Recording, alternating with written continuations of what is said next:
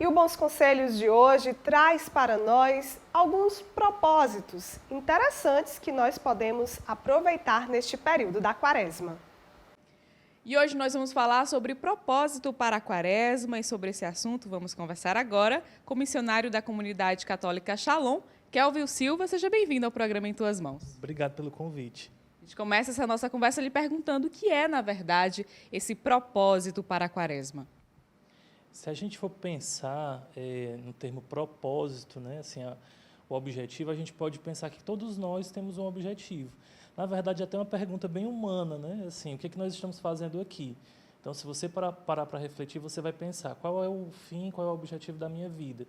Todos nós temos muitos objetivos, pequenos e grandes, né, objetivos na vida. Então, algumas pessoas têm o objetivo de passar no concurso, de ter um bom relacionamento, de se relacionar bem com as pessoas, de trabalhar bem, de ter filhos. Todos nós desenvolvemos ao longo da nossa vida muitas metas. Mas existe um convite da igreja que Jesus ele nos deu, que é o convite para uma meta que ela é maior do que todas essas outras metas, que é a eternidade. Então, quando a gente pensa e reflete um pouco sobre esse objetivo da igreja, no final das contas, nos apontar para a eternidade, que é o céu. Então, toda a Quaresma, todo o propósito da Quaresma, como também todas as atividades que a igreja propõe para os seus fiéis, tem em vista o céu, tem em vista a eternidade. E como esse propósito da Quaresma deve ser pensado? Então, a igreja ela nos dá um caminho seguro para que a gente atinja esse objetivo que é a santidade, que é o céu. Então, nesse período da Quaresma, a igreja ela nos favorece, nos indicando o jejum, a oração e a esmola. Então, todas as pessoas da igreja elas são convidadas, e elas podem sim viver trilhar esse caminho. Existe uma recomendação, por exemplo, do jejum, que estão descartadas, né, as pessoas estão dispensadas, as pessoas de mais idade, crianças, doentes e lactantes. Porém, esse caminho de ordenação, né, quando a gente pensa, por exemplo, em se preparar para um casamento, vamos imaginar assim, eu casei recentemente. Então, quando a gente vai se preparar para um casamento, a gente não casa com qualquer roupa, a gente não come qualquer comida. Então, a gente vai pensando e vai se preparando para aquele dia de festa. Então, esse período da Quaresma é um período onde nós vamos nos preparando a nossa alma, a nossa vida para uma grande festa, uma festa central na nossa igreja, que é a Páscoa. E como o propósito da Quaresma deve ser vivido no dia a dia? Às vezes, a gente imagina que a nossa forma de dar uma resposta para Deus é uma forma muito distante. Né? Peraí, a vida de santidade é uma coisa muito distante, é os santos ali que estão nos altares. Só que Deus e a igreja nos convidam a práticas muito concretas. Então, eu vou precisar viver essa dinâmica do jejum, da oração, da esmola, dentro da minha dinâmica de vida. Então, por exemplo, se eu vivo essa dimensão do autocontrole, né, do jejum, eu vou vendo quem são as pessoas próximas a mim, que têm mais necessidade, eu vou fazer uma doação de alimentos, doação do que aquela pessoa mais precisar. Então, eu preciso fazer isso de uma forma muito próxima, não tão distante. Às vezes a gente imagina uma coisa muito distante, né? Mas ela precisa ser vivenciada na carne, na realidade que a gente vive, que cada um de nós vive. Então, você pode sim viver todo esse propósito que a igreja te chama a viver de maneira bem concreta naquilo que é próximo. A gente precisa, talvez, até dar esse passo da oração, porque a oração ela vai abrindo os nossos olhos, a gente enxerga coisas que normalmente a gente não enxergaria sem a oração. E por que esse tempo litúrgico da Quaresma é oportuno, né, para a realização desses propósitos? A igreja, ela sempre, né, a gente tem esse ciclo litúrgico onde nós vamos sendo inseridos vez por outra, a voltarmos o caminho.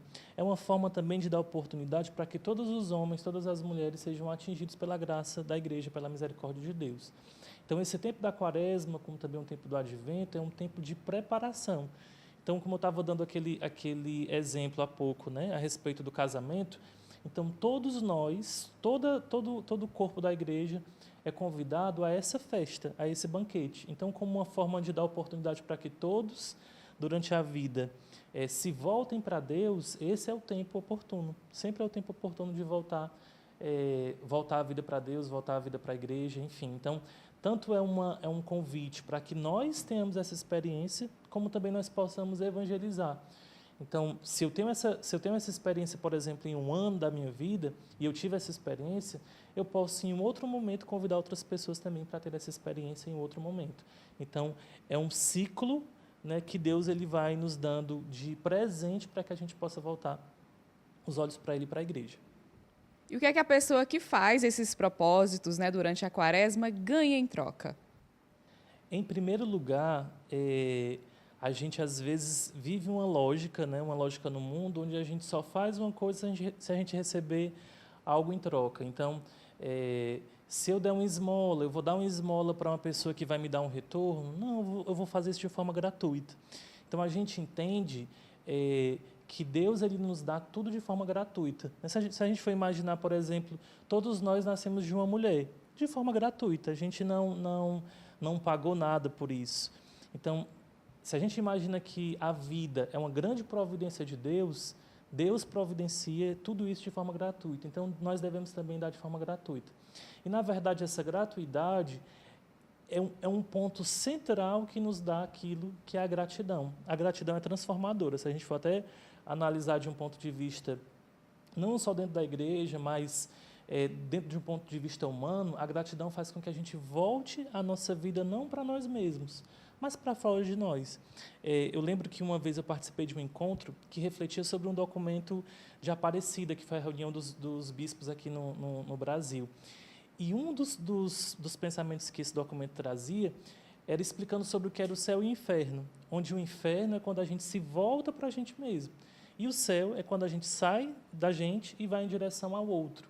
Então, a grande graça que nós podemos receber vivendo esses propósitos é essa saída de mim em direção aos outros, e isso gera céu. Então, nós ganhamos o céu e não é pouco.